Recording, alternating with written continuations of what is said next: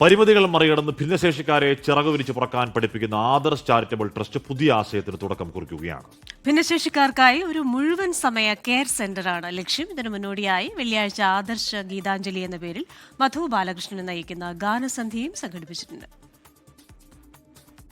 ഭിന്നശേഷിക്കാരായ കുട്ടികളുടെ പറുദീസയാണ് Adarsh charitable trust. 1998 മുതൽ ആരംഭിച്ച പ്രസ്ഥാനം 28 വർഷം മുമ്പ് ഞങ്ങൾ തുടങ്ങിയതാണ്. ചെറുതായിട്ട് 7 കുട്ടികളെ വെച്ചിട്ട്. ഇപ്പോൾ നമ്മൾ അഡ്രസ്സ് ചെയ്യുന്നത് cerebral palsy, autism, multiple disability, down syndrome and learning disorder.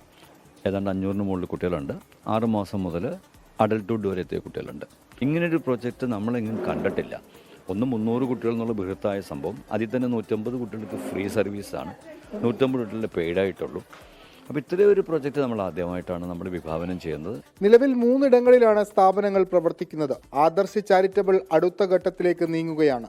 ആരക്കുന്നത്ത് 5 acre സ്ഥലത്തൊരു in-house residential ഹോസ്റ്റലാണ് ലക്ഷ്യം വെക്കുന്നത്. ഒരു 5 ഏക്കർ സ്ഥലം മേടിച്ചിട്ട് അവിടെ 3 ഫേസിൽ ഒരു 300 കുട്ടികൾക്ക് വേണ്ടിയിട്ട് അവിടെ താമസം, റീഹാബിലിറ്റേഷൻ ആൻഡ് വൊക്കേഷൻ, ഈ 3 കാര്യങ്ങളും അവർക്ക് അവിടെ ലഭിക്കാൻ വേണ്ടിയിട്ട് ഒരു സ്റ്റേറ്റ് ഓഫ് ദി ആർട്ട് എല്ലാ സൗകര്യങ്ങളൊക്കെ വെച്ചിട്ട് അവർക്ക് കുട്ടികൾക്ക് വളരെ സന്തോഷമായിട്ട് സെക്യൂറായിട്ട് ജീവിക്കാനുള്ളൊരു പ്രോജക്റ്റ് നമ്മൾ തുടങ്ങി വെച്ചിട്ടുണ്ട്. ഭിന്നശേഷിക്കാരെ ആജീവനാന്തം ചേർത്ത് പിടിക്കുകയാണ് പുതിയ പദ്ധതിയുടെ ലക്ഷ്യം. മാനസിക പിന്തുണയ്ക്കൊപ്പം വരുമാന മാർഗം കൂടി ഉറപ്പിക്കും. മെയിനായിട്ട് ഞാൻ ഇവിടെ വന്നത് എന്താണെന്ന് വെച്ച് കഴിഞ്ഞാൽ, നമ്മൾ നോർമൽ സ്കൂളിലൊക്കെ പോയി കഴിയുമ്പോഴത്തേക്കും അവർക്ക് കിട്ടേണ്ട ശ്രദ്ധ കിട്ടുന്നില്ല.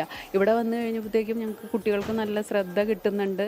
അങ്ങനെയാണ് കൂടുതലും ഇങ്ങോട്ട് വന്നത്. മോനിപ്പോൾ നന്നായിട്ട് ഡെവലപ്പ് ആയിട്ടുണ്ട്. അവനിപ്പോൾ ഇൻഡിപെൻഡൻ്റ് ആയിട്ട് ട്രാവൽ ചെയ്യും. ഈ പ്രോജക്റ്റ് ഒരു ഇൻഹൗസ് പ്രോജക്റ്റാണ്. ഇതിനകത്ത് എല്ലാ ഫെസിലിറ്റിയും ഇപ്പോൾ അവിടെ വന്ന് പിള്ളേർക്ക് തനിയെ ഒരു അപ്പാർട്ട്മെൻറ്റ് എടുക്കണമെങ്കിൽ അവരവിടെ അപ്പാർട്ട്മെൻറ്റ് എടുത്ത് അവർക്ക് അവരുടേതായ ലിവിങ്, അതപ്പുറത്ത് വീടുകളുണ്ടാവും. വീടുകൾ പാരൻസിന് വാങ്ങിക്കാം, അവരവിടെ ജീവിക്കാം. ഇൻഹൗസ് റെസിഡൻഷ്യൽ ഹോസ്റ്റലിന്റെ നിർമ്മാണ പ്രവർത്തനത്തിന് തുടക്കം കുറിക്കാൻ 25-ാം തീയതി ഫൈൻ ആർട്സ് ഹാളിൽ മധു ബാലകൃഷ്ണന്റെ നേതൃത്വത്തിൽ ഗാനസന്ധ്യ ആവിഷ്കരിച്ചിട്ടുണ്ട്. ഇതിൽ നിന്ന് ലഭിക്കുന്ന തുക നിർമ്മാണ പ്രവർത്തനങ്ങൾക്ക് വേണ്ടി ഉപയോഗിക്കും. 24 കൊച്ചി. ലോകത്തെവിടെയായാലും ഏത് സമയത്തും 24 വാർത്തകളും ഓഗ്മെന്റഡ് റിയാലിറ്റി പാക്കേജുകളും എക്സ്പ്ലെയിനറുകളും വിശദമായി കാണാൻ ഞങ്ങളുടെ യൂട്യൂബ് ചാനൽ നിങ്ങൾക്ക് സബ്സ്ക്രൈബ് ചെയ്യാം.